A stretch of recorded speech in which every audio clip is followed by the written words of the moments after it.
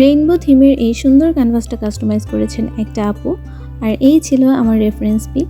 Reference পিকের যে ক্যানভাসটা এটা ছিল 5x5 ইঞ্চির, কিন্তু আপু চাচ্ছিলেন 8 ইঞ্চি বাই 8 ইঞ্চির মধ্যে।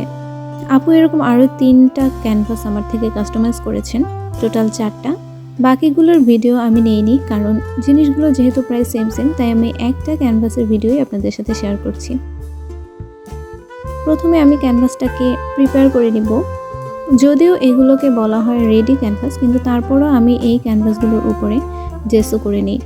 আসলে জেসো করার পরে যদি আমরা কালার করি, এক্ষেত্রে কিন্তু আমাদের কালারটা অনেক সুন্দর মতো বসে এবং কালারের খরচও কম হয়। যেহেতু আমি রেইনবো করবো, তাই আমি আমার প্রয়োজনীয় সব কালারগুলো নিয়ে নিলাম। এখানে আমি ব্যবহার করছি মনমার্ট অ্যাক্রিলিক কালার, আর একটা ম্যারিজের কালার আপনারা দেখতে পাচ্ছেন, এটা হচ্ছে অরেঞ্জ কালার। তারপর আমি এখানে নিয়ে নিব কালার থিনার, মিডিয়াম গ্লস এবং একটা হোয়াইট জরি। তারপর একটা কালার প্লেটে আমি কালারগুলো মিক্স করার জন্য নিয়ে নিলাম এবং প্রত্যেকটা কালারের সাথে হোয়াইট কালার মিক্স করে নিলাম। এবং মিডিয়াম গ্লসটা আমি কালারের সাথে ব্যবহার করব। আমি এখানে কালারের সাথে কোনো পানি ব্যবহার করিনি।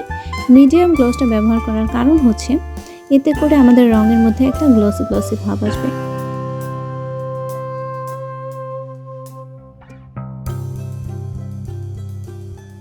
তারপরে আমি এই কালার থিনারটা একটু একটু করে স্প্রে করে নিলাম প্রত্যেকটা রঙের মধ্যে। এতে করে রঙটা অনেকক্ষণ পর্যন্ত পাতলা থাকবে এবং শুকিয়ে যাবে না। ক্যানভাসে কালার করার পরে অনেক সময় দেখা যায় যে রঙটা ফেটে আসে। কালার থিনারটা ব্যবহার করলে কিন্তু এই ফাটা জিনিসটাও আর হবে না। তো তারপর আমি কালার করে নিচ্ছি। প্রথমে আমি বেগুনি কালারটা ব্যবহার করলাম, আর সম্পূর্ণ পেন্টিংটা করতে কিন্তু আমি একটা মাত্র ব্রাশই ব্যবহার করেছি। ইভেন জেসো ইউজ করার জন্য কিন্তু আমি এই ব্রাশটাই ব্যবহার করেছি। জেসোর জন্য কোনো আলাদা ব্রাশ ব্যবহার করার প্রয়োজন হয় না। অনেকে আমার কাছে জানতে চান যে আপনি কী দিয়ে জেসো করেন।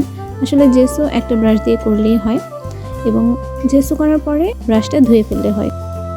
মিডিয়াম গ্লসের ব্যাপারে আপনাদের সাথে আরেকটা কথা শেয়ার করি। মিডিয়াম গ্লসটা হচ্ছে আমাদের কালারের সাথে ব্যবহার করলে কালারটা দেখতে একটু গ্লসি গ্লসি হয়। আর এটা কিন্তু আপনি ভার্নিশ হিসেবে ব্যবহার করতে পারেন ক্যানভাসে বা মাটির জিনিস অথবা যে কোনো ক্রাফটের জিনিস যেগুলো আপনি ব্যবহার করবেন না, এরকম জিনিসে আপনি এই মিডিয়াম গ্লসটা ব্যবহার করতে পারেন। ব্রাশটা কিন্তু আমি হালকা একটু পানি দিয়ে ভিজিয়ে নিয়েছিলাম, একদমই ড্রাই ছিল না। তবে রঙের সাথে আমি কোনো ধরনের পানি ব্যবহার করিনি, কারণ যখন আমি রঙের সাথে একটু পানি মিক্স করতে যাই তখনই দেখা যায় যে আমার রঙগুলো কেমন যেন ফেটে ফেটে আসে। বিশেষ করে ক্যানভাসের কালারটা যখন শুকিয়ে যায় তখন কেমন ফাটা ফাটা লাগে।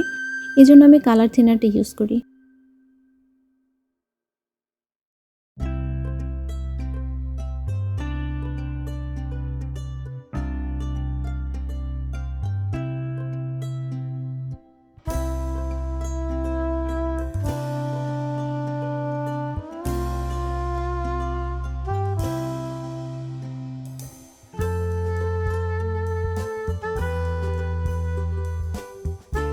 এ পর্যায়ে আমি একটু সাদা জরি ছিটিয়ে নেব। এতে করে কিন্তু আমাদের ক্যানভাসটা দেখতে সুন্দর লাগবে, একটা চিকচিকে ভাব আসবে। তারপর আমি ক্লাউড আঁকার জন্য এখানে সাদা কালার নিলাম, আর হাতে করেই নিলাম একটা ছোট্ট স্পঞ্জ। এই স্পঞ্জগুলো আপনারা আপনাদের বাসায় বিভিন্ন জিনিসের সাথে পাবেন। আমি এগুলো কোনো জায়গা থেকে কিনিনি, এটা হচ্ছে কোনো একটা জুয়েলারি বক্স থেকে আমি পেয়েছিলাম, সেটাই আমি মেঘের জন্য ইউজ করব। ক্লাউডের জন্য কিন্তু এই স্পঞ্জটা খুব সুন্দর, মানে স্পঞ্জ দিয়ে আমার মেঘ দিতে অনেক ভালো লাগে। মেঘটা দেখতেও কিন্তু অনেক সুন্দর হয়। এখানে আমি শুধুমাত্র সাদা কালারটাই ব্যবহার করব।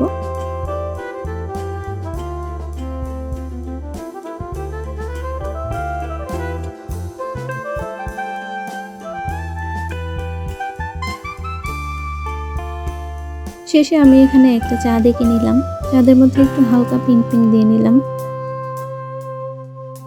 আর এরপরে আমি একটা তুলির সাহায্যে ছোট ছোট করে স্টার দিয়ে নিলাম। আসলে রেইনবো টাইপের পেন্টিংগুলো অনেক সুন্দর হয়, মানে নিজের মনের মতো করে এই ধরনের পেন্টগুলো করা হয়।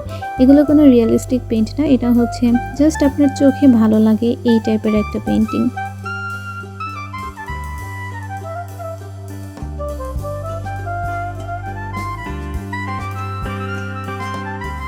সবশেষে আমি মেঘের উপরের সাইডটাকে একটু সুন্দর করার জন্য একটা ব্রাশ দিয়ে আবার সাদা কালার দিয়ে হাইলাইট করে নেব।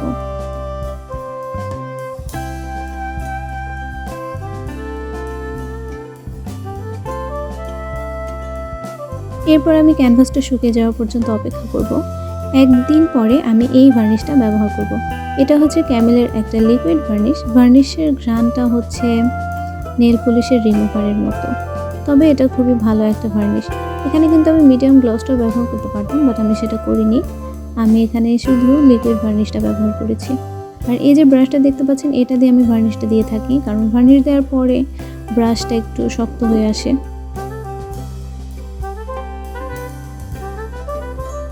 সো কেমন লাগলো আমার আজকের ভিডিওটি অবশ্যই জানাবেন। আপনারা যদি এরকম আরও বেশি বেশি ক্যানভাস পেন্টিং দেখতে চান, তাহলে কমেন্ট বক্সে আমাকে জানাতে পারেন।